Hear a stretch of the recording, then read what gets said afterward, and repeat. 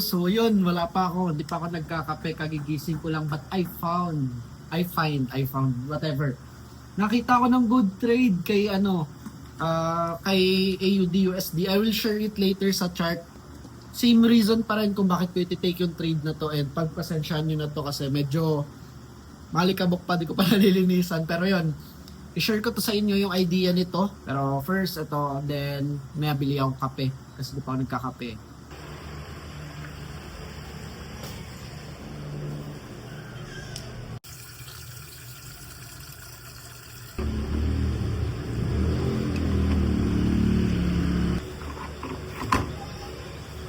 Yun, so nakapag-init na ako ng tubig at napansin ko, wala pala tayong extra 3-in-1 ngayon. So kailangan pa natin lumabas para bumili.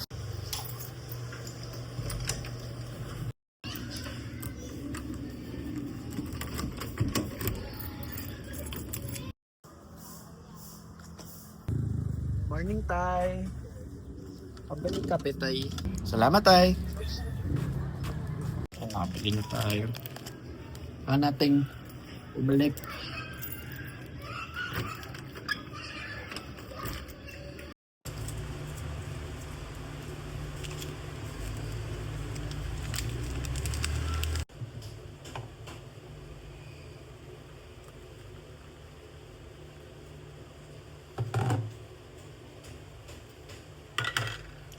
Ito kapon.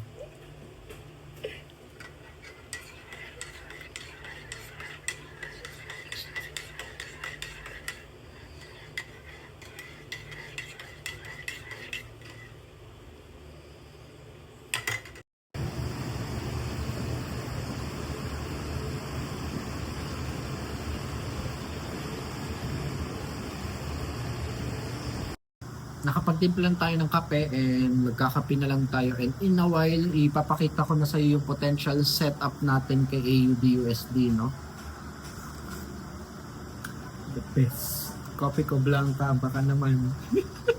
Ayun guys, so andito na tayo sa chart ngayon. Ito, nasa AUD/USD tayo, and explain ko sa iyo kung ano yung itsura ng setup na pinaplano natin dito, no? So first, nandito lang naman ako, sobrang basic lang. Nandito lang ako sa daily time frame kasi on our previous video, alam naman natin na galing na tayo sa weekly imbalance. And yung weekly imbalance na yun is malaking tulong sa atin kasi nga weekly is a higher time frame, and yung higher time frame is matibay. So ibig sabihin, pag matibay siya. Hindi, pag matibay yun. Going back sa chart dito. So, kung titignan natin, galing tayo sa weekly time frame na imbalance natin. And sa daily, may na-form tayong bagong imbalance, which is ito. So, basically, alam nyo na agad plano ko. Ang plano ko, mag-short sa level na to. So, ganun lang siya kasimple at humigop ng kape. So, yun, hintayin ko lang siya dito kasi ang mangyari niyan, previous candle sweep, tapos imbalance pa. So, mas maganda yun na makita natin to kay AUD/USD. And right now, papunta na rin siya doon. So, pag nandito na yan sa level na yan, update ko kayo and pakita ko sa iyo kung paano natin siya iti-trade, kung matitrade ba natin siya, kung magbibigay siya ng magandang entries.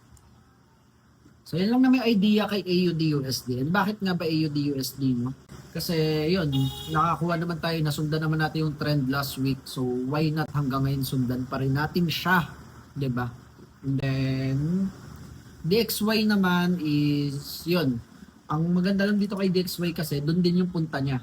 If ever is dito pa. Medyo malayo nga lang siya. Pero hindi siya ganoon kaganda eh. Pero weekly niya kasi bullish candle. So malaman talaga, pero baka umabot pa yan dito, we'll never know. And then ganyan lang muna tayo, and update ko kayo later. Ubusin ko lang tong kape ko.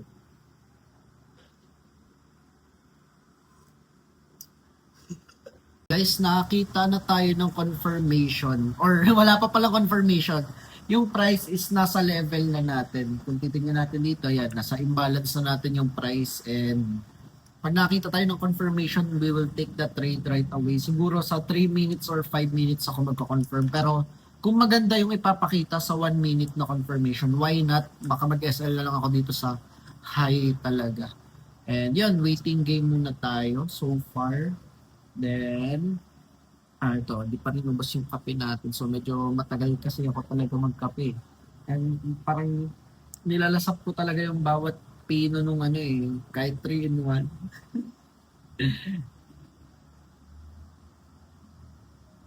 Ayun, so nagfi-flip na siya from bearish, from bullish, nagtuturn siya into bearish. Then baka may confirmation tayo makita dito later and update ko kayo kung ano yung magiging estado ng trade nito syempre. And then, tingnan natin kung makahula, di ba? Hulalysis. And by the way guys, lahat ng mga sinasabi ko dito is not a financial advice. It's for educational purposes only. My past performance does not indicate my future performance and yeah, yun lang. Disclaimer lang yun. Alright, so ayan, meron na tayong nakita confirmation dito. Ayan, imbalance and meron na tayong break and break.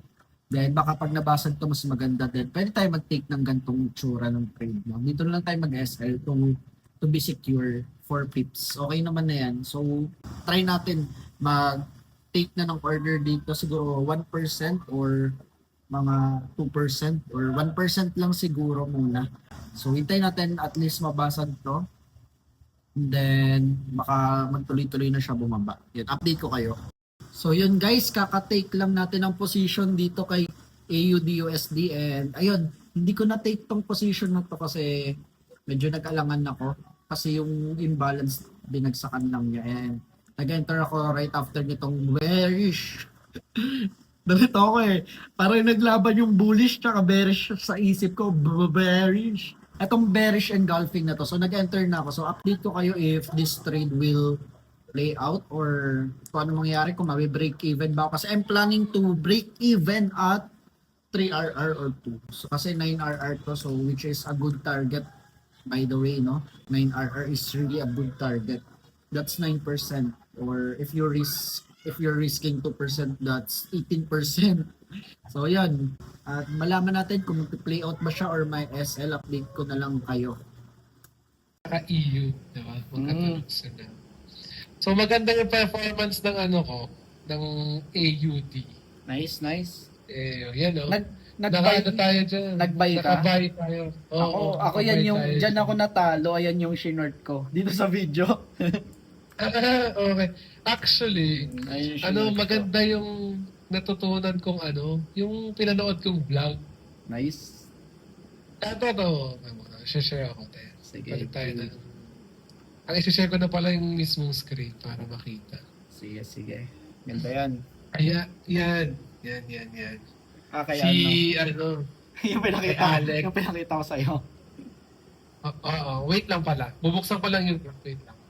So yun guys, katatapos lang natin gawin yung mga dapat natin gawin. And napansin nyo, basabo ko kasi yun nga, bagong ligo din tayo and unfortunately, yung trade idea natin for AUD/USD is hindi nag-play out and tignan natin bakit siya hindi nag-play out, what causes bakit na umangat siya instead na bumaba and parang which is which so that it will become a data kahit talo tayo. Ayan, so ito, sa chart na tayo syempre. And then pagkakita natin dito guys, sa 15 minutes time frame, ayan, ano nga siya sa imbalance which is a good confirmation and yan, dyan din tayo banda nag-take ng entry pero yung engulf candle na to, hindi na natin hintay yung retracement niya for it and then yan, price move into our favor, nagkaroon tayong kalahating drawdown or medyo lumapit siya ng kalahati sa stop loss natin and then as we can see, nag-reach tayo ng almost 1:2, no? 1:1.8 siguro to kasi 4 pips yung SL natin. So yun, 1:1.8, 1.9, I don't know. Pero yun. But right after nitong move na to, it turns out and ayun, naging bullish na yung market. So yun, lesson learned for this. And then, kung titingnan natin sa daily, ayan, mag-stick pa rin ba ako sa bias ko na bearish? Yes, unless na mabasag na talaga tong fair value gap na to or mag-create na talaga siya ng panibagong high, which is ibig sabihin kasi niyan yung weekly time frame is nabasag niya na or yung weekly rejection candle niya is binawi niya na causing the price na magpunta na pataas. And then, kung titignan din naman natin si DXY, there's nothing special kay DXY, pero yun nga, nag-retrace talaga siya ng malalim. And then, as we can see, on this move, wala pa tayong retracement. Ayan. So, kung susukatin natin, ito pala guys is Fibonacci retracement. Ano lang siya, customized lang siya sa akin. Ayan. So, nag-react siya sa 50%. So, baka bearish pa rin ako for a while muna. Pero, ewan ko kung magte-take pa ako ng trade today. So, nag-take tayo ng trade around 8 a.m. yata, 9 a.m. And now, I'm recording this video is 9 p.m. na kasi may mga ginawa tayo outside trading.